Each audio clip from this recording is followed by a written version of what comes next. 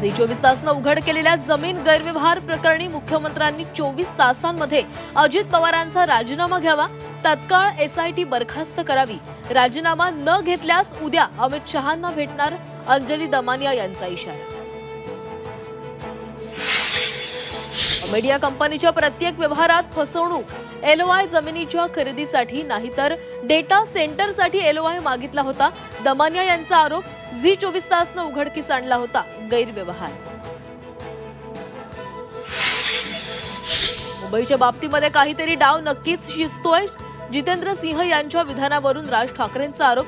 ते विधान सरकारच्या मानसिकतेचं प्रतीक, राज ठाकरेंचा केंद्रावर गंभीर आरोप।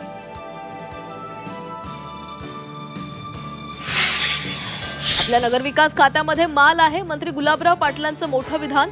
1 तारखेला रात्री बाहेर झोपा, लक्ष्मी येणार आहे, गुलाबराव पाटलांच्या विधानाची जोरदार चर्चा।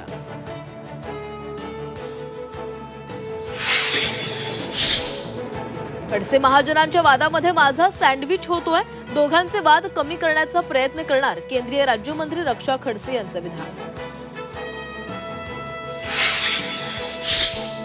घरदांडग्यांच्या कर्जमाफीची गरज नाही, मात्र गोरगरीब शेतकऱ्याची कर्जमाफी होणार, महसूल मंत्री चंद्रशेखर बावनकुळेंचं विधान।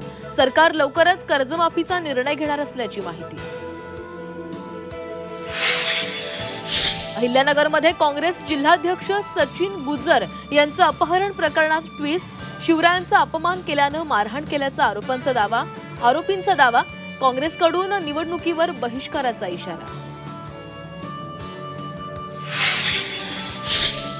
अभिनेत्री सेलिना जेटलीचा संसार मोडला, पती पीटर हॉग विरोधात घरगुती हिंसाचाराचा खटला, क्रूरता, हेराफेरी, घरगुती हिंसाचाराची सेलिनाकडून तक्रार। राज्यामध्ये पुन्हा एकदा जनावरांना लंपीची लागण, आतापर्यंत 29,000 पशुधन बाधित, 1,000हून अधिक जनावरांचा मृत्यू।